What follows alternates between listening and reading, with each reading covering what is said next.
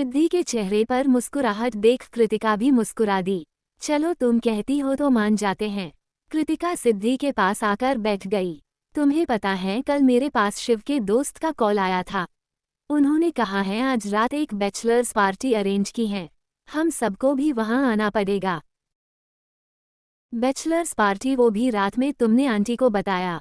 सिद्धि के पूछने पर कृतिका बोली माँ को आनंद संभाल लेगा, अब मैं अकेले कितनी टेंशन लूँ। वैसे भी हम तीनों साथ। कृतिका कह ही रही थी तभी सिद्धि ने उसे बीच में टोका, हम तीनों से क्या मतलब है तुम्हारा, तुम आनंद और तीसरा कौन?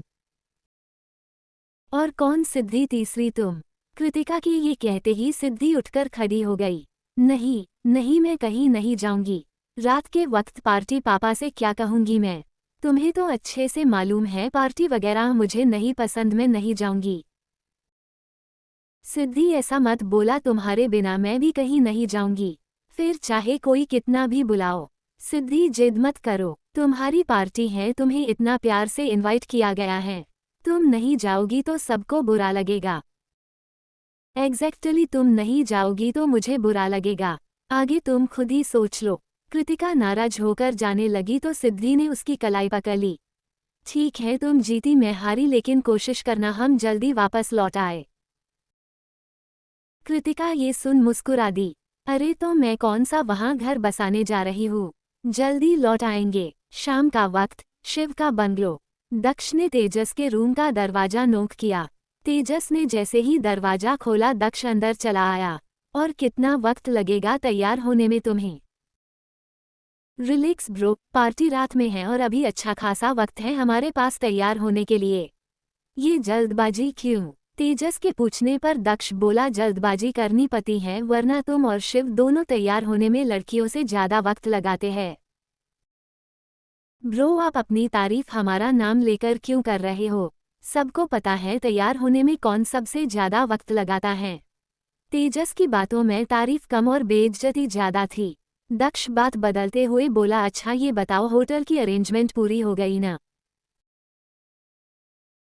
हाँ ये काम सर का पीए संभाल रहा है, उसका मैसेज आया था, सब कुछ रेडी है। तेजस ने कहा। शिव इस वक्त आकाश के कमरे में था। हालांकि प्रोजेक्ट के सिलसिले में सारी बातें शिव ने आकाश को बता दी थी, लेकिन उसका जुनून कई दफा परेशान कर देता। आकाश उसे समझाते हुए बोला यू नो शिव, इस मामले में मैं तुम्हें सही नहीं ठहराऊंगा। दोनों काम अलग अलग हैं। न्यू रिलेशन है, तुम्हें इस पर ध्यान देना चाहिए।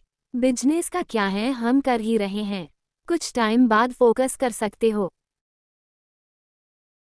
फोकस जरूरी होता है चाचू। वैसे ही इस प्रोजेक्ट के चलते मैंने अपने कितने ही प्रोजेक्ट्स को डिले कर दिए।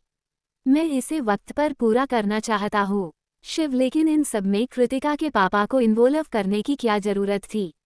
वो तो यही समझेंगे न उनकी बेटी के बदले हम प्रोजेक्ट की भीख मांग रहे हैं। आकाश ने तो शिव को हंसी आ गई। चाचू इसे भीख मांगना नहीं कहते, मैंने कौन सा उनकी बेटी के बदले दहेज की डिमांड कर दी, बस एक डील की है, कुछ सिग्नेचर ही तो करने हैं। अगर वो ये काम नहीं कर पाए तो? आकाश ने जैसे ही ये बात कही शिव ने पलटकर उनकी ओर देखा। अगर ऐसा हुआ तो बारात नहीं जाएगी। आकाश हैरानी से शिव को देखने लगे। शिव बिना कोई रिएक्ट किए वहां से चला गया। आकाश के लिए तो मानो पैरों तले जमीन खिसक गई हो। वैसे भी उसकी जिद से सभी घरवाले परिचित थे, वो मिनटों में अपने फैसले बदलता था। आकाश ने अपने सिर पर हाथ रख लिया। इस लड़के का कुछ नहीं किया जा सकता, भैया को भी ये बात नहीं बता सकता, खामखा घर का माहौल खराब होगा। सिद्धि फोन कान से लगाए खिड़की के पास खड़ी थी। फोन के दूसरी तरफ से सोमनाथ जी ने कॉल रिसीव किया। सिद्धि बेटा, पापा मैं कृतिका के घर पर हूँ, आ जाने में थोड़ी देर हो जाएगी। आंटी तो जिद करके कह रही हैं यही रुक जाओ, लेकिन मैं लौट आऊंगी। आप और माहिरा डिनर कर लीजिएगा। कोई बात नहीं बेटा, शादी वाला घर है, वहाँ तुम्हारी सबसे ज्यादा जरूरत होगी। तुम हमारी फिक्र बिल्कुल मत करना, अपना ख्याल रखना, सोमनाथ जी ने कहा। सिद्धि मुस्कुरा दी और गुड नाइट बोलकर उसने फोन रख दिया। वो कृतिका के कमरे में लौट आई। कृतिका बिस्तर पर ड्रेसिंग फैलाकर बैठी थी। सिद्धि बोली अभी तक डिसाइड नहीं कर पाई क्या पहनकर जाओगी? मैंने तो डिसाइड कर लिया, मैं ये ब्लैक वाला गाउन पहनकर जाऊंगी। तुम बताओ तुम क्या पहनूंगी? कृतिका के यहाँ भी पूछने पर सिद्धि बिस्तर पर फैली ड्रेसिंग को देखने लगी। नहीं कृतिका, मैं ये सब नहीं पहन सकती। तो क्या इसी साड़ी में जाओगी? वैसे चलेगा, काफी हॉट लग रही हो। कृतिका ये बोल हंस पड़ी। सिद्धि ने तुरंत न में सिर हिलाया। नहीं, मैं इसमें बाहर नहीं जाऊंगी। तुम्हें मालूम है न, मैं ऐसे कपड़े नहीं पहनती। पार्टी है उसमें भी नहीं पहनोगी? सिद्धि ने फिर एक बार उसे न में जवाब दिया। कृतिका ने दूसरा वार्डरोब खोला। उसने सिद्धि की ओर देखा। सारे इंडियन ड्रेसेस हैं, सिलेक्ट करो कौन सा पहनोगी।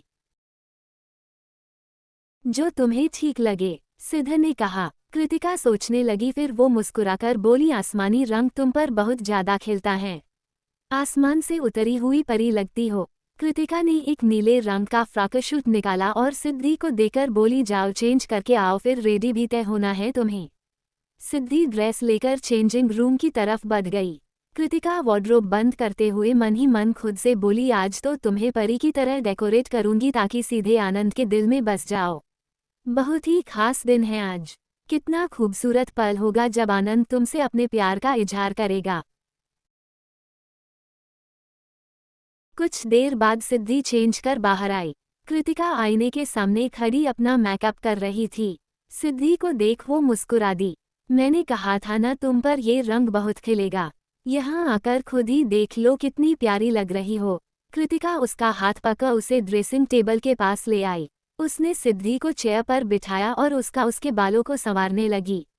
सिद्धि ने कहा, मुझे इतना तैयार होने की जरूरत नहीं है, मैं बालों को बांध लेती हूँ। कृतिका उसका हाथ नीचे करते हुए बोली, रहने भी दो, घटाओं को कभी बंधे देखा है। सिद्धि इस बात पर मुस्कुरा दी। इसी बीच कमरे का दरवाजा नोक हुआ। कृतिका ने जाकर दरवाजा खोला तो देखा बाहर सीता खड़ी थीं। कृतिका, दीदी आप दोनों को नीचे छोटे साहब बुला रहे हैं। ठीक है, उनसे कहो हम बस 5 मिनट में आ रहे हैं। इतना कहकर कृतिका ने दरवाजा बंद कर दी।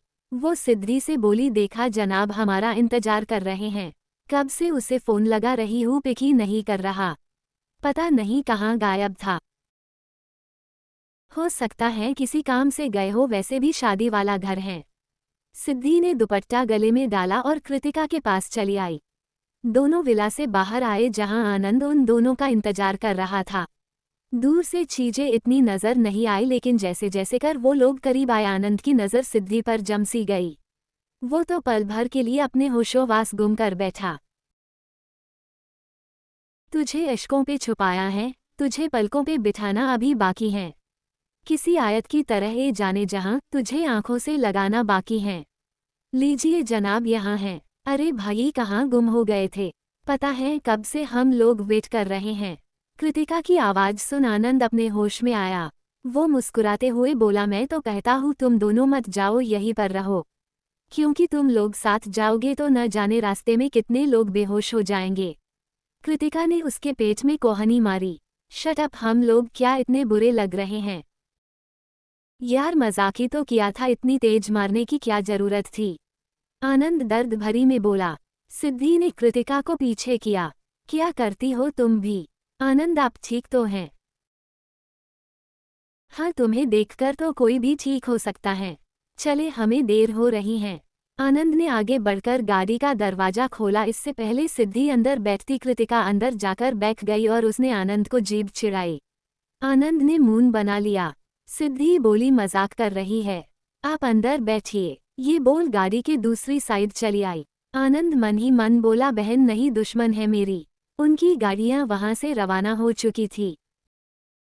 वहीं दूसरी तरफ होटल के पीछे वाले हिस्से में बेहतरीन इंतजाम किए गए थे। पूरा हॉल डिस्को बना हुआ था। रंग बिरंगी रोशनी के बीच म्यूजिक का तेज शोर था। दक्ष ने कहा, मानना पड़ेगा इवांश, इंतजाम तो बहुत बढ़िया किया है तुमने। कैसे न करता, चीफ की बैचलर पार्टी जो है। वैसे चीफ एक बात कहूँ, ऐसी रात ना हर बैचलर के लाइफ में खूबसूरत होती हैं। इसके बाद की बारी रातें काली ही होती हैं। इवांश की बातें सुन तेजस ने कहा, इतना नेगेटिव बोल तो ऐसे रहे हो जैसे कुछ को शादी का बहुत एक्सपीरियंस हो। तेजस सर, मुझे भले एक्सपीरियंस नहीं देखा, बहुत से दोस्तों के मुंह से मैंने सुना है। शिव को वहां हो रही बातों में कोई दिलचस्पी नहीं थी। वो वहां से आगे बढ़ गया। इवांश ने कहा, आज सुबह जब मैं अरेंजमेंट्स करवा रहा था तब मेरी मुलाकात आनंद राव से हुई थी। यू मीन कृतिका का भाई, पर वो यहाँ क्या कर रहा था? दक्ष ने पूछा। मालूम नहीं, जब मुलाकात हुई तो कहा उन्हें आप लोगों से मालूम हुआ आज रात की पार्टी यहाँ है। यहीं से गुजर रहे थे इसलिए देखने चले आए। ताज्जुब की बात यह है कि यहाँ तो 2 मिनट भी नहीं रुके, लेकिन मैंने उन्हें तकरीबन 2 घंटे बाद होटल से बाहर जाते देखा। इवांश की बातें सुन तेजस बोला, यहाँ के बारे में तो मैंने ही बताया था उन्हें। खैर, सबकी अपनी अपनी पर्सनल लाइफ है। तेजस, बाकी सब ठीक है, लेकिन अभी तक शिव का सरप्राइज नहीं आया। मैं तो बेसब्री से इंतजार कर रहा हूँ उसके चेहरे का रिएक्शन देखने के लिए। दक्ष की बात पूरी हुई तो तेजस मुस्कुरा दिया। इंतजार किस चीज का ब्रो, जरा पीछे देखे। दक्ष और इवांश ने भू पीछे देखा। कृतिका और सिद्धि साथ आ रहे थे। उन्हें देख सबके चेहरे पर मुस्कुराहट तैर गई। शिव ने अभी अभी ड्रिंक का गिलास उठाया था, लेकिन सामने लगे मिरर से उसी वही आंखें नजर आओ जो अक्सर बेचैन कर दिया करती। जब उसने चेहरा घुमाया तो पाया ये कोई मजाक या ख्वाब नहीं था बल्कि हकीकत था। शिव ने जब सिद्धि, कृतिका और आनंद को यहाँ देखा तो उसे भी शक हुआ। आनंद सबसे मिला। तेजस कृतिका से बोला, बहुत प्यारी लग रही भाभी, और सिद्धि आप भी। सिद्धि बस हल्का मुस्कुरा दी। कृतिका ने थैंक यू कहा। दक्ष बोला, अब तक तो महफिल वीरान थी, लेटा आप लोग आ गए हैं, न सही मायने में रोशनी अब आएगी। शिव ने शराब का गिलास वापस नीचे रखा और उन सबके बीच पहुंचा। शिव को देख कृतिका हल्का मुस्कुरा दी। उसे देख वो हिचकिचाती बहुत थी। सिद्धि ने लगभग आधे तरीके से खुद को कृतिका के पीछे छिपा रखा था और नजरें हमेशा की तरह नीचे झुकी हुई थी। शिव ने किसी से कुछ नहीं कहा बल्कि सवालिया नजरों से दक्ष की ओर देखा। दक्ष मुस्कुराकर बोला, हाँ तो बताइए कैसा लगा आपको आज का तोहफा? बेहतरीन भी और उम्मीद से परे भी। शिव का जवाब अपने रंग ढंग के हिसाब से था। सिद्धि कृतिका से बोली, तुम्हें यहाँ थोड़ा अजीब नहीं लग रहा? अगर हमारा फ्रेंड्स ग्रुप होता तो नहीं लगता। कोई नहीं, हम दोनों हैं न एक दूसरे का साथ देने के लिए। शिव ने कृतिका की ओर अपना हाथ बाया। Will you dance with me? एक शोर सा गूंज उठा जिससे सबका ध्यान उस ओर गया। कृतिका के पास न कहने का कोई ऑप्शन नहीं थे। उसने आहिस्ता आहिस्ता अपना हाथ शिव के हाथ में दे दिया। कृतिका और शिव के साथ और भी कई पार्टनर्स उनके इर्द गिर्द चले आए। सिद्धि आनंद की आवाज सुन उसकी ओर देखने लगी। आनंद अपना हाथ उसके आगे बाएं खड़ा था। सिद्धि कुछ बोलने ही जा रही थी, उससे पहले आनंद ने बस प्लीज कहा। सिद्धि से इनकार नहीं किया था। सबके बीच सिद्धि और आनंद भी थे। शिव के साथ कृतिका अनकंफर्टेबल थी। शिव ने बड़े अच्छे से इस बात को नोटिस किया। दक्ष तेजस से बोला, कहा था तुमसे पार्टी में लड़कियों की तादाद ज्यादा होनी चाहिए। तुम्ही ने इनकार कर दिया। हमारे लिए तो कोई पार्टनर बचा ही नहीं। तेजस ड्रिंक का गिलास उठाते हुए बोला, मुझे कोई शौक नहीं लड़कियों का। आपका डांस करने का मूड है तो इवांश को ले जाइए। इस वक्त आप दोनों ही सिंगल हैं। नहीं नहीं, मुझे डांस करना बिल्कुल नहीं आता। ये बोल इवांश भाग खड़ा हुआ। ऐसे भागा मानो जरा देर और रुकता तो पक्का दक्ष उसे डांस के लिए फोर्स करता। दक्ष तेजस से बोला, तुम आदमियों के साथ डांस करने से अच्छा मैं खुदकुशी न कर लूं। ये बोल दक्ष भी वहां से चला गया। तेजस उसे जाते देख खुद से बोला, कमाल है यार, खुद 30 के हैं और मुझे आदमी कह रहे हैं। कोष्टक डॉट। पार्टनर्स चेंज हुए और इसी के साथ ही सिद्धि का हाथ किसी मजबूत हाथ में पहुंचा। नजरें उठाकर उसने देखा तो इस वक्त शिव के साथ खड़ी थी। ये उसके लिए चौंकाने वाला था। वो वापस जाने लगी लेकिन शिव ने उसका हाथ नहीं छोड़ा। सिद्धि हैरान नजरों से उसे देखने लगी। सिद्धि की नजरें किसी झील की गहराई से कम नहीं थी। कोई एक बार देखे तो खुद को डूबने से रोक न पाए। सिद्धि की धड़कनें इस कदर तेज थी कि बाहर आने को आतुर थी। शिव की मजबूत पकड़ उसे आजाद नहीं होने दे रही थी। माथे पर बल बने लगा। छोड़े मुझे, सिद्धि ने धीरे से कहा।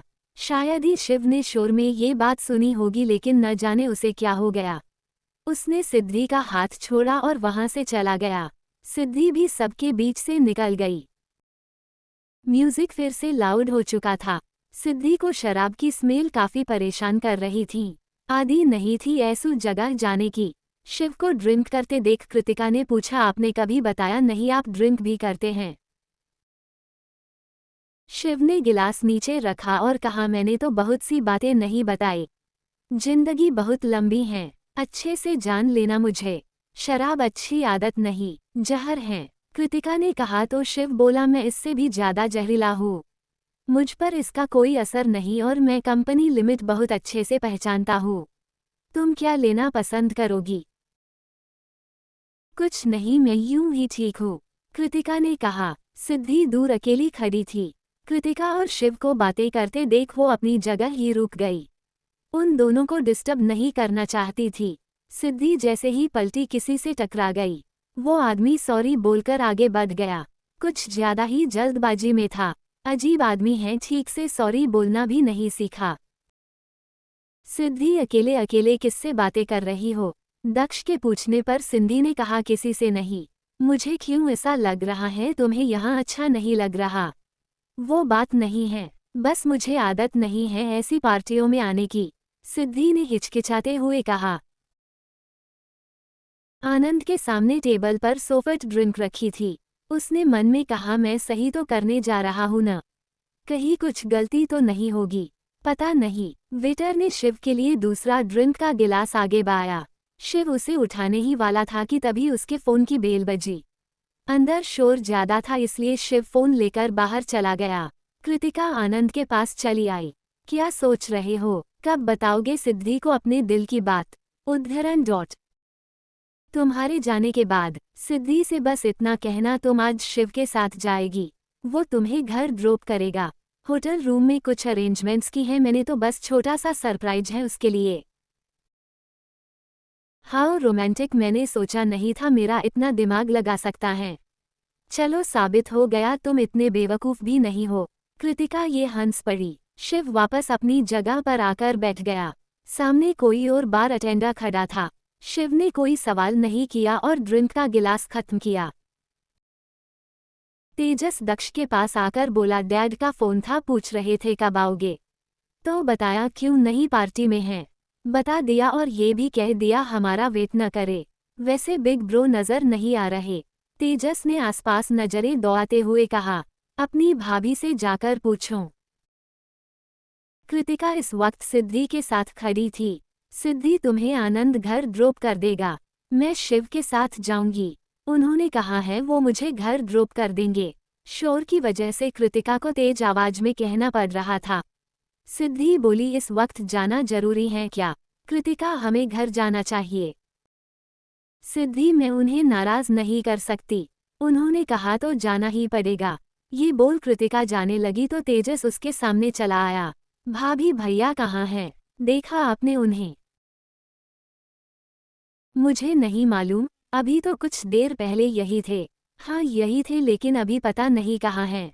मैं दूसरी जगह देखता हूँ। तेजस शिव के ढूंढने निकल पड़ा।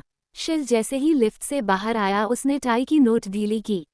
उसे देखकर मालूम पड़ रहा था जैसे उसकी तबीयत ठीक नहीं। खुद को संभालने के लिए भी उसे दीवार का सहारा लेना पड़ रहा था। उसने डोर ओपन करने के लिए पॉकेट से चाबी निकालने की कोशिश की, लेकिन वो चाबी नीचे गिर गई। शिव उसे उठाने के लिए झुका। बड़ी मुश्किल से उसने चाबी उठाए और दरवाजा अनलॉक किया। कृतिका ड्राइवर के साथ वहां से चली गई। इधर सिद्धि अभी भी लोगों के बीच अकेली सोफे पर बैठी थी। न तो ये शोर पसंद आ रहा था और न ही इस पार्टी का अकेलापन जो कि उसके लिए था। तेजस दक्ष से बोला, बिग ब्रो कहीं दिखाई नहीं दे रहे और न ही मेरा फोन उठा रहे हैं, जरा आप कॉल कीजिए। उसने कुछ ज्यादा तो नहीं पी ली, मैं ट्राई करता हूँ। दक्ष के ये कहने पर तेजस बोला, बिग ब्रो अपनी लिमिट में पीते हैं, नशे में चूर होने की उनकी आदत नहीं। आनंद ने एक वेटर को रोककर सिद्धि की तरफ इशारा किया। वहां जो लड़की खड़ी है उनसे कहो रूम नंबर 56 में मैं उनका वेट कर रहा हूँ। वेटर को उसकी बातें ठीक से सुनाई नहीं दी तो उसने फिर से पूछा। आनंद ने फिर से अपनी बात दोहराई, उनसे कहो आनंद रूम नंबर 56 में आपका वेट कर रहे हैं। वेटर हमें सिर हिलाकर चला गया। आनंद भी वहां से निकल गया। सिद्धि सोफे से उठने लगी तो वेटर उसके पास पहुंचा। मैडम, आप किसी को ढूंढ रही हो? वो आपको आनंद सर ने रूम नंबर 66 में बुलाया है। इससे पहले सिद्धि कुछ पूछती वेटर वहां से चला गया। सिद्धि अभी भी समझ नहीं पाए आनंद ने उसे होटल रूम में क्यों बुलाया है।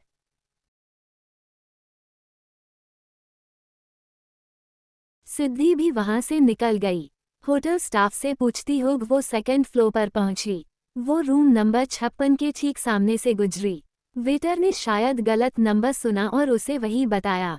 सिद्धि दरवाजे तक पहुंची। दरवाजा भी अंदर से खुला हुआ था। उसके हाथ लगाने पर वो पूरा खुल गया। सिद्धि हिचकिचाते हुए अंदर आई। आनंद, आनंद कहाँ है आपा? सिद्धि ने जमीन पर शर्ट गिरी देखी तो बोलते बोलते रुक गई। उसे कमरे में किसी की मौजूदगी का एहसास हुआ। थोड़ा आगे बढ़ी तो देखा मिरर के सामने अपना सिर पके कोई खड़ा था। पीछे से देखने में वो आनंद नहीं लग रहा था। सिद्धि मन में बोली ये मैं कहाँ आ गई। सिद्धि वापस जाने लगी लेकिन घूमते वक्त टेबल से उसका हाथ लगा और उस पर रखा फ्लावर वॉश नीचे गिर गया। सिद्धि ने घबरा गई लेकिन उसने पीछे नहीं देखा। आई एम सॉरी मैं यहाँ गलती से आ गई। ये बोल वो दरवाजे की तरफ भागी। इससे पहले दरवाजा खोलती उस शख्स ने उसका हाथ पकड़ अपनी तरफ खींच लिया। सिद्धि की हैरानी का ठिकाना नहीं रहा, वो भी तब जब सामने खड़े शख्स को वो पहचान गई। वो शख्स और कोई नहीं शिव था। पूरा चेहरा पसीने से तरबतर था। सिद्धि ने अपना हाथ छुड़ाने की बहुत कोशिश की लेकिन उसकी मजबूती उसे हारने पर मजबूर कर रही थी। मैं माफ़ी मांगती हूँ। मैं यहाँ गलती से आई हूँ। मैं दोबारा कभी नहीं आऊँगी। मुझे जाने दीजिए। शिव को कुछ भी सुनाई नहीं दे रहा था। उसके सामने जो चेहरा था वो धुंधला नजर आ रहा था। वो आंखें खोलने की पूरी कोशिश कर रहा था लेकिन न जाने दिमाग पर किस चीज का असर था। अब तक सिद्धि विनती कर रही थी लेकिन अब गुस्से से चीख पड़ी और अपने दूसरे हाथ से शिव के सीने पर मारने लगी। असर कुछ नहीं हुआ बल्कि शिव ने उसे लाकर बिस्तर पर धकेल दिया। इधर आनंद होटल के रूम नंबर 56 में अपनी तैयारियां में बिजी था। पूरे कमरे में फूलों का गुलदस्ता और खूबसूरत लाइटिंग थी। फर्श पर हर जगह बैलून नजर आ रहे थे। आई होप सिद्धि तुम्हें ये सब पसंद आए। यकीनन मैंने बहुत मेहनत की है इसलिए कि तुम्हें बता सकूं कितनी मोहब्बत है तुमसे। आनंद ने अपनी जेब से एक पैकेट निकाला और सामने रखे जूस में कुछ मिलाया। उसने जूस का पूरा गिलास खत्म किया और आईने की तरफ देखने लगा। आनंद ने एक गहरी सांस भरी।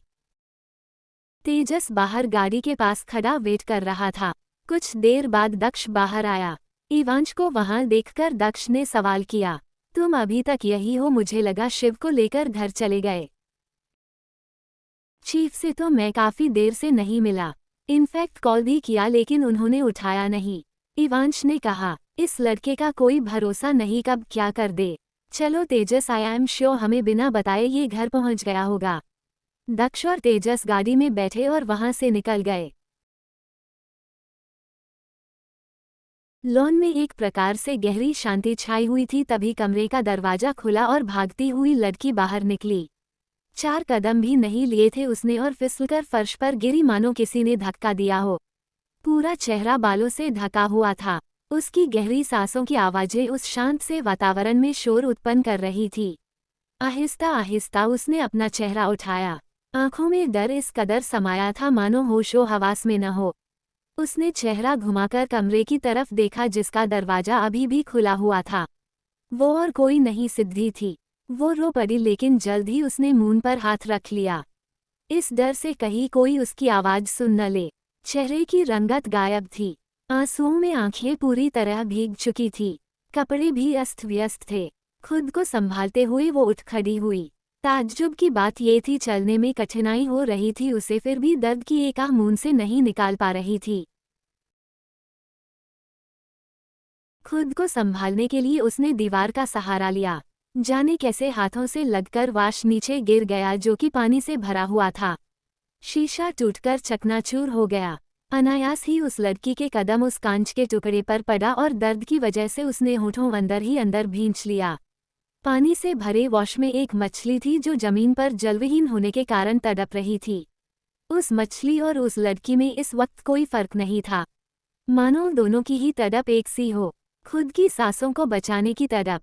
उस लड़की ने खींचकर कांच को झटके से निकाला ताकि दर्द सिर्फ एक बार है। किश्तों में मिला दर्द और भी ज्यादा तकलीफ पहुंचाता है। वो बिना चोट की परवाह किए आगे बढ़ती चली गई। दर्द कसक कौन महसूस कर पाता है, एक जख्म जरूरी है जिस्म और रूह की टीस के लिए।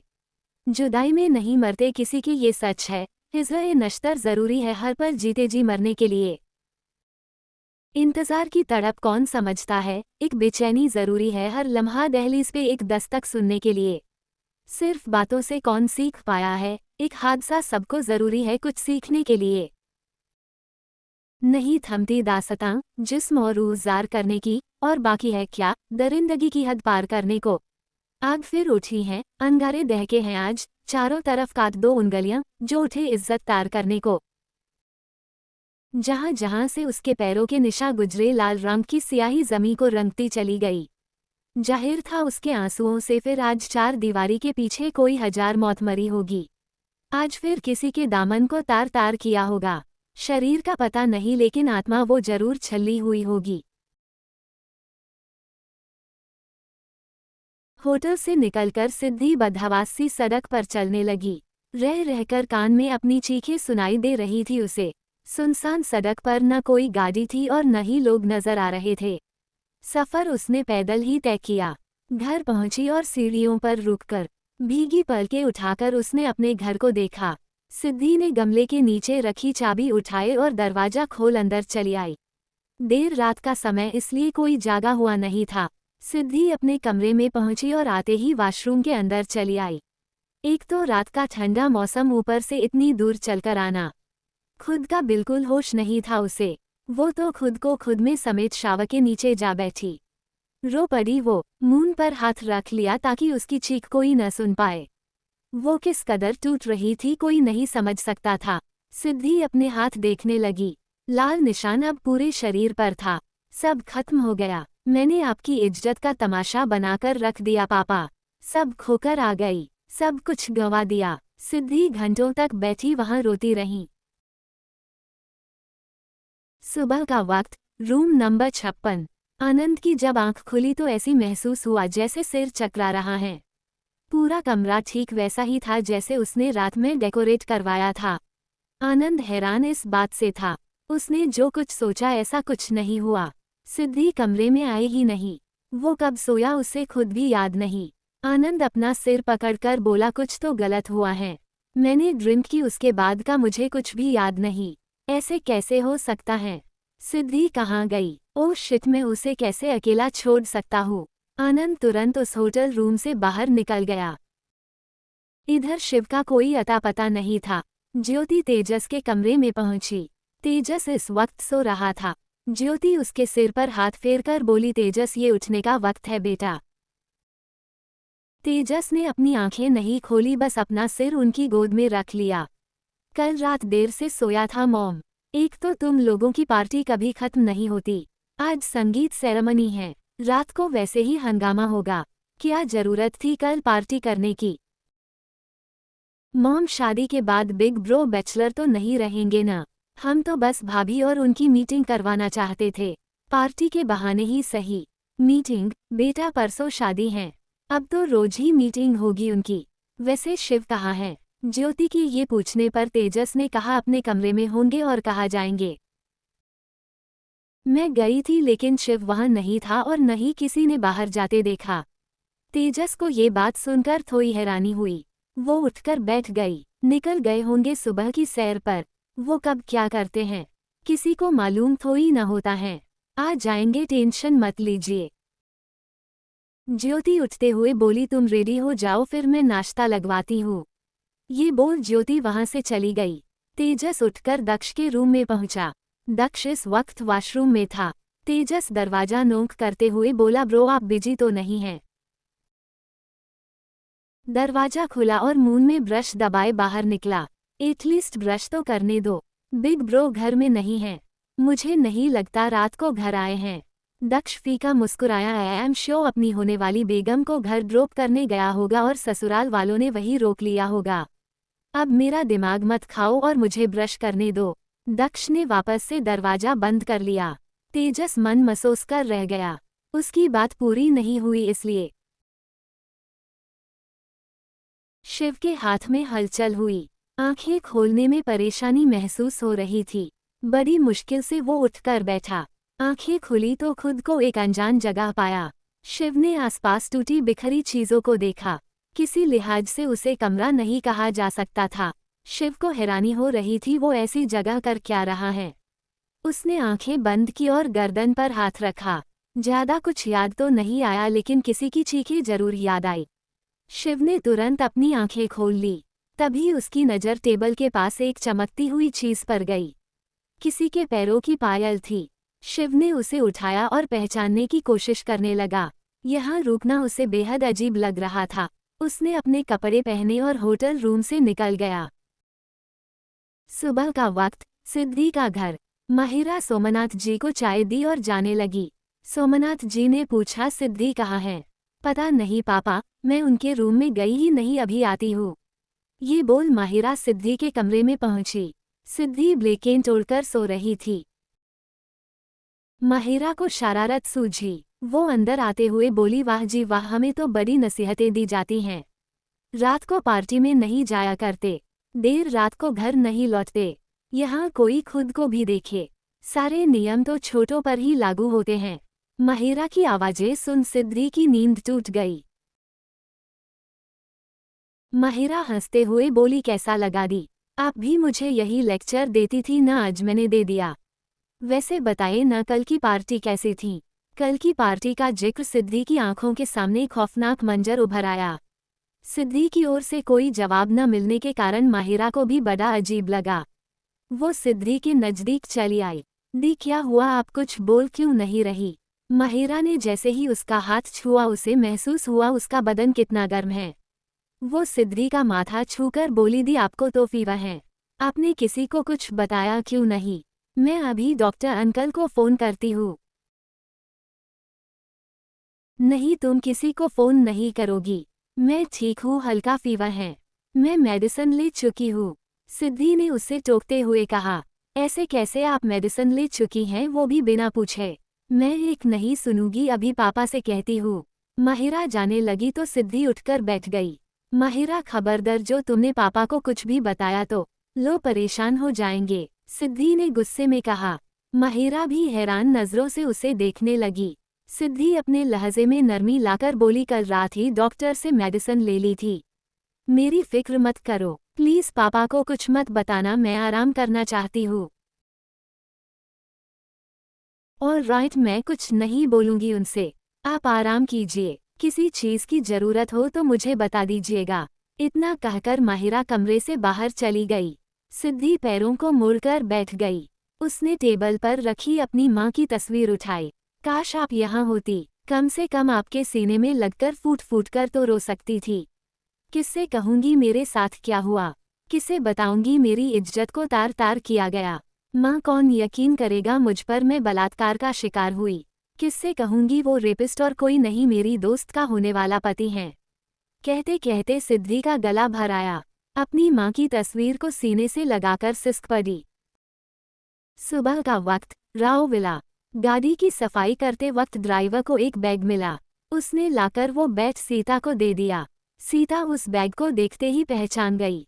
ये तो सिद्धि दीदी का बैग है, तुम्हें कहाँ से मिला? हम तो गाड़ी की सफाई कर रहे थे, वहीं से हमें ये बैग मिला, इसलिए हम देने चले आए। ड्राइवर ने कहा, ठीक है तुम जाओ, हम उनका बैग उन्हें लौटा देंगे। सीता ने कहा तो ड्राइवर वहां से चला गया। सीता कृतिका के पास चली आई। दीदी, ये बैग सिद्धि दीदी का है, ड्राइवर ने हमें दिया। सिद्धि का बैग, कृतिका मन में बोली। सिद्धि अपने साथ घर नहीं लेकर गई, शायद ध्यान नहीं रहा होगा। कृतिका ने सीता से पूछा, सिद्धि अभी तक आई नहीं क्या? नहीं, वो तो कभी देर ही करती, अगर कहीं जाना भगेल होता है तो फोन कर देती हैं। पता नहीं अभी तक क्यों नहीं आई, सीता ने कहा। सब ठीक तो है न, क्या बात हुई होगी आनंद और उसके बीच? कृतिका ये सब सोच हग रही थी, तभी सीता बोली, आप नीचे आ जाएगा, नाश्ता लग चुका है। इतना कहकर सीता वहां से चली गई। कृतिका ने बैग टेबल पर रखा और कमरे से निकल गई। वो आनंद के रूम में पहुंची। वो किसी से फोन पर बात कर रहा था, लेकिन जब कृतिका को आते देखा तो उसने फोन काट दिया। कृतिका अंदर आते हुए बोली, सिद्धि कहाँ है आनंद? कल रात वो तुम्हारे साथ थी न? तुमने कॉन्फेंस किया, उससे क्या जवाब दिया उसने? कृतिका के पास ढेर सारे सवाल थे और आनंद के पास उनमें से किसी भी सवाल का जवाब नहीं था। कृतिका ने फिर पूछा, जवाब क्यों नहीं देते, कुछ बोलो ना। क्या कहा सिद्धि ने? कृतिका, वो एक्चुअली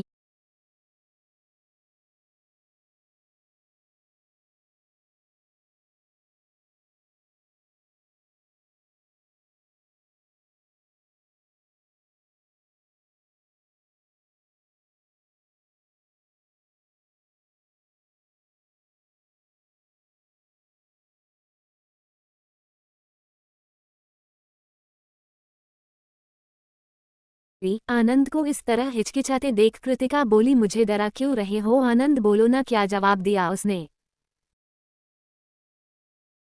मेरी बात नहीं उससे। मैं होटलों रूम में उसका इंतजार कर रहा था।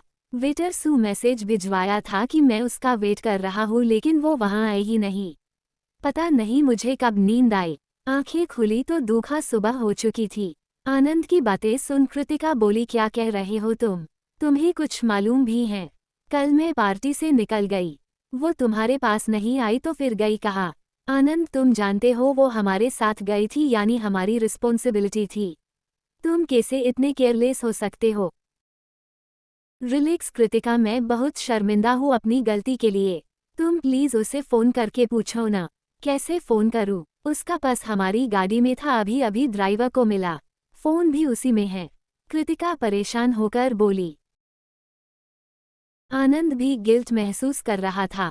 उसने कृतिका से कहा, तुम माहिरा को फोन करो, उससे पूछो। हाँ, मैं माहिरा को कॉल करती हूँ। कृतिका माहिरा को कॉल करने लगी। माहिरा इस वक्त किचन में थी। फोन की बेल बजी तो उसने फटाफट से हैंड वॉश किया और दुपट्टे में हाथ साफ किया। भागते हुए फोन के पास पहुंची। कृतिका का नंबर देख उसने तुरंत रिसीव किया। गुड मॉर्निंग कृतिका दी, इतनी सुबह सुबह आपने फ़ोन किया? हाँ, वो मैं सिद्धि से बात करना चाहती थी। एक्चुअली कल रात उसका पर्स और फ़ोन गाड़ी में ही रह गया। मेरे पास है इस वक्त। कृतिका ने आनंद की ओर देखा। वो भी बेसब्री से इस सवाल का जवाब जानना चाहता था। माहिरा को सिद्धि की बात याद आई। अपनी तबीयत के बारे में उसने बताने से मना किया था। माहिरा ने इस बात को न बताना ही उचित समझा। वो एक्चुअली दी अभी सो रही हैं। देर रात को लौटी थी न, इसलिए नींद पूरी नहीं हुई उनकी। क्या मैं उन्हें उठा दूँ? कृतिका मुस्कुराई, मानो ये खबर सुनकर उसे खुशी मिली हो। उसने तुरंत कहा, नहीं नहीं, उसकी कोई जरूरत नहीं है। सीरियसली में रात बहुत देर हो गई थी। तुम उसे मत जगाओ, उसे सोने दो। शाम को आनंद तुम दोनों को संगीत सेरेमनी के लिए लेने आएगा न, तब सिद्धि का बैग भी ले आएगा। अपना ख्याल रखना। इतना कहकर कृतिका ने फोन काट दिया। आनंद ने पूछा, सिद्धि घर पर हैं इस वक्त? थैंक गॉड वो घर पर हैं। आनंद, तुमने जो लापरवाही की है न, उसके लिए मैं तुम्हें बिल्कुल माफ नहीं करूंगी। Shame on you. कृतिका उसे सुनाकर कमरे से बाहर चली गई। आनंद परेशान होकर बेड पर बैठ गया। सब मेरी गलती है। न मैं अपने होश गंवाता और न सिद्धि को परेशानी होती। समझ नहीं आ रहा कैसे उसे अपना चेहरा दिखाऊंगा। बहुत नाराज होगी वो मुझसे। सुबह का वक्त, शिव का बंगलों। शिव गाड़ी से बाहर निकला तो आकाश की नज़र उस पर पड़ी। अमर जी भी वही उनके पास खड़े थे। शिव इस वक्त कहाँ से आ रहा है? पता नहीं भैया, वो तो शिव ही बताएगा, आकाश ने कहा। अमर जी ने शिव को आवाज लगाई तो वो रुक गया। शिव पलटकर बोला, थका हुआ हूँ, अपने कमरे में जा रहा हूँ, बाद में बात करते हैं। ये बोल शिव आगे बढ़ गया। अंदर सभी सर्वेंट अपने अपने काम में लगे थे। घर की औरतें इस वक्त हॉल में बैठी थी। शिव किसी पर ध्यान दिए बिना सीढ़ियों की तरफ बढ़ गया। कृष के हाथ में फुटबॉल थी। बिग ब्रो फुटबॉल खेले। शिव ने कोई जवाब नहीं दिया और सीधा अपने कमरे में चला गया। बिग ब्रो को क्या हो गया? शिव ने कमरे में आते ही कंधे से कोट उतारकर नीचे फेंक दिया और शर्ट के बटन्स खोलते हुए वॉशरूम में चला गया। शिव ने शॉवर ऑन किया और उसके नीचे आकर खड़ा हो गया। आंखें बंद कर वो याद करने की कोशिश करने लगा, आखिर कल रात हुआ क्या था। उसे किसी का चेहरा याद नहीं आ रहा था, बस अधूरी और धुंधली यादें थी। उसने कसकर अपना हाथ दीवार पर मारा। तेजस दक्ष के रूम में पहुंचा। आप यहाँ हैं। पता है शिव ब्रो अभी अभी घर आए हैं। वो बाहर से घर आया है, इसमें शौक होने वाली कौन सी बात होगी, जॉगिंग के लिए गया होगा। अच्छा कल रात के कपड़े बिग ब्रोकर जॉगिंग के लिए जाएंगे। तेजस के ये कहने पर दक्ष को कुछ नहीं सूझा और न ही वो उसकी बात काट पाया। दोनों शिव के रूम में पहुंचे। शिव मिरर के सामने खड़ा अपने बाल सेट कर रहा था। भाई कहाँ गायब हो गए थे तुम कल रात? पार्टी में कहीं दिखाई ही नहीं दिए और ऊपर से फोन भी बंद कर रखा है। दक्ष के सवाल का शिव ने कोई जवाब नहीं दिया। बिग ब्रो आप अभी अभी घर लौटे हैं, कहा थे रात पर, क्योंकि जहां तक मेरा ख्याल है आप रात के बाद सीधा कभी घर आ रहे हैं। तेजस के पूछने पर भी कोई जवाब नहीं मिला। तेजस और दक्ष दोनों एक दूसरे को देखने लगे। शिव की खामोशी समझ नहीं आ रही थी। दक्ष शिव के पास चला आया। इतने चुप चुप क्यों हो Shiv? Everything is all right. यही तो मोदी जानना चाहता हूँ, क्या सब ठीक है? और अगर ठीक नहीं है तो मुझे ठीक क्यों नहीं लग रहा? शिव ने काफी गुस्से में ये बात कही। तेजस और दक्ष उसके बदलते बिहेवियर को देख हैरान हो गए। तेजस ने जाकर दरवाजा बंद किया। दक्ष शिव को समझाते हुए बोला, रिलैक्स मेरे भाई, इतना गुस्सा किस लिए? काफी परेशान लग रहे हो। ये बताओ बात क्या है? किसी ने कुछ कहा? I am rapist. शिव ने एकाएक से जो बात कही किसी के लिए भी यकीन करने लायक नहीं थी।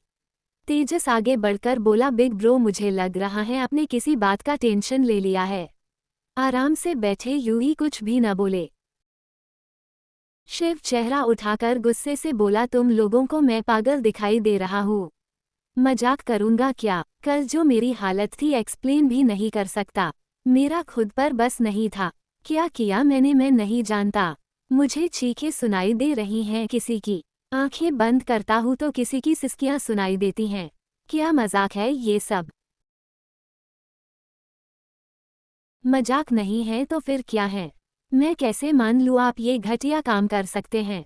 आपका भाई हूँ, क्या आपकी नीयत नहीं जानता? तेजस ने भी ऊंचे लहजे में कहा। दक्ष ने उन दोनों को शांत कराने की कोशिश की। चुप हो जाओ तुम दोनों और प्लीज चिल्लाना बंद करो। नीचे घर वाले हैं, मेहमान हैं, क्या सोचेंगे? शिव रिलैक्स होकर बैठ जाओ और क्या हुआ हमें एग्जैक्टली बताओ। दक्ष ने उसे बैठने के लिए कहा। शिव को जो कुछ याद था उसने वो सारी बातें बताई। दक्ष और तेजस के लिए भी इन बातों पर यकीन करना मुश्किल हो रहा था। दक्ष एक गहरी सांस भरकर बोला, तुम्हारा मतलब है तुमने ड्रिंक की, तुम नशे में थे? तुम्हें अजीब सा महसूस हुआ, तुम कमरे में गए और आगे तुम्हें कुछ मालूम नहीं? शिव आई थिंक ये सब ओवर थिंकिंग है। ज्यादा पीने की वजह से तुम ऐसा कुछ सोच रहे हो। ज्यादा पीने की वजह से सिर्फ 3 गिलास, वो भी लिमिटेड क्वांटिटी, यानी आम दिनों के मुकाबले कम। मुझे आज तक नशा नहीं चढ़ा तो फिर कल रात क्यों? बात सिर्फ नशे की नहीं है। मैंने बहुत कुछ फील किया। इतनी गर्मी आज तक महसूस नहीं की, जान निकल रही थी मेरी। कुछ दिखाई नहीं दे रहा था। असर अब तक है, सिर दर्द से फटा जा रहा है। ये सब कोई नॉर्मल बात नहीं। शिव कह ही रहा था तभी तेजस ने कहा, आपने तो कहा कमरे में कौन था आपको मालूम नहीं? बिग ब्रो पहली बात, आपके कमरे में बिना आपकी परमिशन के कोई क्यों आएगी? और चलो आपकी बात मान भी ले कि कोई आई थी, वो क्यों वहां रुकेगी? हो सकता है कल रात जो कुछ हुआ उसमें उसकी भी मर्जी शामिल हो। अगर उसकी मर्जी शामिल नहीं होती तो वो वहां नहीं रुकती। शिव, तेजस ठीक कह रहा है। तुम जिसे गिल्ट समझ रहे हो, आई थिंक वो एक एक्सीडेंट हो सकता है। अनजाने में ऐसी गलती होना और उसके लिए खुद को रेपिस्ट कहना कहाँ तक सही है? दक्ष ने इतना कहा ही था तभी शिव बोला, अच्छा जो हुआ वो एक एक्सीडेंट था। अगर एक्सीडेंट था तो सुबह वो लड़की मौजूद क्यों नहीं थी? रूम की हालत बद से बदतर थी। चीजें इस तरीके से बिगड़े थी मानो जोर जबरदस्ती हुई हैं। निशान है मेरे शरीर पर। शिव, ये सब एक नॉर्मल बात है। बच्चे तो नहीं हो तुम जो तुम्हें इन बातों का मतलब नहीं पता। अपनी सोच पर न फुल स्टॉप लगाओ। दक्ष ने कहा। तेजस उठते हुए बोला, इस बात को यही खत्म करते हैं। बिग ब्रो परसों शादी है आपकी। इस तरह की कोई भी बात बाहर आई तो इम्पैक्ट आपके रिलेशन पर पड़ेगा। मैं तब तक शांत नहीं बैठूंगा जब तक मैं पूरी तरह से श्योर नहीं हो जाता। शिव ने ड्रोल से अपना वॉलेट निकाला और जाने लगा। दक्ष ने पूछा, अब तुम कहाँ जा रहे हैं? डॉक्टर के पास ब्लड टेस्ट करवाने। इतना कहकर शिव कमरे से बाहर निकल गया। तेजस दक्ष से बोला, आज संगीत सेरेमनी है। बिग ब्रो किन चक्करों में पड़ गए। वो फिजूल में कोई बात नहीं करता। तेजस ब्रो, क्या आपको भी लगता है बिग ब्रो ऐसा काम कर सकते हैं? You mean rape? आप सोच भी कैसे सकते हैं? तेजस की बात पूरी हुई तो दक्ष बोला, हो भी सकता है। उसने कहा, न उसका खुद पर बस नहीं था, कुछ भी हो सकता है। अगर ऐसा कुछ हुआ है तो जरूर उस लड़की ने केस किया होगा। तुम जरा पता लगवाओ, कल रात से लेकर अब तक यहाँ आसपास के एरिया में कितने केस दर्ज हुए हैं। इससे क्या साबित होगा? तेजस, अगर केस दर्ज हुआ है तो हमारा उस लड़की तक पहुंचना बहुत जरूरी है, ताकि आगे आने वाले तूफान को रोका जा सके। और अगर केस दर्ज नहीं हुआ तो साबित हो जाएगा रेप जैसी कोई वारदात ही नहीं। जो कुछ भी हुआ उसमें उस लड़की की मर्जी भी शामिल होगी। अपनी बात पूरी कर दक्ष जाने लगा तो तेजस ने पूछा, आप कहाँ जा रहे हैं? होटल सीसीटीवी फुटेज निकलवाने। शिव के कमरे से कोई लड़की निकली तो शिव की कही बात सच साबित होगी। हमें हर तरीके से हैंडल करना है। दक्ष के निकलते ही तेजस भी वहां से निकल गया। इधर सिद्धि कमरे में ही बंद थी। आज एक बार भी सोमनाथ जी ने उसका चेहरा नहीं देखा। उन्होंने माहिरा से पूछा, सिद्धि अभी भी कमरे में है, लंच नहीं करना उसे? वो पापा दी को अपने कमरे में खाना था तो मैं उनके कमरे में खाना रखाई। सोमनाथ जी ने कहा, तुम इतना क्यों घबरा रही हो? मुझसे झूठ बोल रही हो न? अफो माहिरा पकड़ी गई। माहिरा अपने सिर खुजलाते हुए बोली, सॉरी पापा, मुझे दी ने कहा था आपको न बताऊं। उन्हें फीवर है, आपको बताती तो आप परेशान सो जाते। सोमनाथ जी इस बात पर गुस्सा हुए। मेरी बेटी बीमार है और मुझे ही इस बात से बेखबर रखा है तुमने। पापा मुझे मत डांटिए, दी ने जो कहा मैंने वही किया। माहिरा मासूम सा चेहरा बनाकर बोली, अच्छा ठीक है, अभी कैसी तबीयत है? दी ने मेडिसिन ले ली है, फीवर तो अभी भी है, बस जल्दी से ठीक हो जाओ। वैसे भी रात को संगीत सेरेमनी में जाना है। सिद्धि नहीं जाएगी, उसकी तबीयत खराब है तो मैं उसे कहीं नहीं जाने दूंगा। सोमनाथ जी ने जैसे ही ये बात कही, माहिरा प्लेट उठाकर किचन में रखने चली गई। ये तो बस बहाना भर था ताकि सोमनाथ जी उसके जाने पर भी मनाही न कर दे। खाने की प्लेट अभी भी टेबल पर पड़ी थी। सिद्धि बेड से टिककर फर्श पर बैठी थी। मुस्कुराहट तो रूठ सी गई, मानो एक ही रात में सारी दुनिया बदल गई हो। आंखों से आंसू थमने का नाम नहीं ले रहे थे। सिद्धि ने चेहरा ऊपर उठाया और आंखें बंद कर मन ही मन खुद से बोली, कहाँ जाऊँ? दुनिया से भाग लूंगी लेकिन खुद से कैसे मांगूं? मेरा गुनहगार मेरी आंखों के सामने है और मैं कुछ नहीं कर पा रही हूँ। ऐसा कौन सा गुनाह किया था मैंने जो मुझे इतनी बड़ी सजा मिली? क्या मैं इस सजा की हकदार थी? लेकिन जुर्म क्या था मेरा? क्या उस कमरे में जाना मेरा जुर्म था? मुझे तो मौत से भी बदतर सजा दे दी गई। जिंदगी भर खुद से नजरें नहीं मिला पाऊंगी। पुलिस स्टेशन से कुछ ही दूरी पर दो गाड़ियां खड़ी थी। गाड़ी का शीशा पूरी तरह से कवर था। इसी बीच किसी ने शीशे पर नोक किया। तेजस ने शीशा नीचे किया तो एक कांस्टेबल ने उसकी तरफ कुछ पेपर बाए। बड़ी मुश्किल से खबर निकाली है सर, इन सब में मेरा नाम नहीं आना चाहिए। मुझे ज्यादा कुछ नहीं सुनना, जो कहा है बस उतनी खबर दो। तेजस के पूछने पर कांस्टेबल ने कहा, सर पूरा रजिस्टर देख लिया, कल रात से लेकर अब तक बलात्कार का कोई रिपोर्ट दर्ज नहीं हुआ। तेजस अपने हाथ में पके पेपर्स देखते हुए बोला, तो फिर ये क्या है? ये तो मेरी मेहनत है सर। वो कहते हैं न प्रूफ, ताकि आप ये न कहें मैं हवा में बातें कह रहा हूँ। पूरी लिस्ट तैयार की है, कल से लेकर अब तक कितने केस दर्ज हुए हैं। उसकी बातें सुनकर शिव का मन किया अपना सिर दीवार पर दे मारे। मजबूरन नहीं कर सकता था। उसने हवलदार की तरफ एक लिफाफा बढ़ाकर कहा, तुम्हारा काम हो गया, अब तुम जाओ। कांस्टेबल वहां से चला गया। तेजस ने दक्ष का नंबर डायल किया। दक्ष की गाड़ी अभी कुछ देर पहले ही होटल के पास रुकी थी। शिव कॉल रिसीव कर होटल के अंदर चला आया। हाँ तेजस बोलो, क्या न्यूज है? होना क्या है? मैंने कहा था ना आप गलत साबित होंगे। रेप का कोई केस नहीं है यहाँ। मुझे तो शक हो रहा है बिग ब्रो की मेंटल कंडीशन तो ठीक है ना। इस वक्त मैं होटल में हूँ तेजस, बाद में तुमसे बात करता हूँ। इतना कहकर दक्ष ने फोन काट दिया।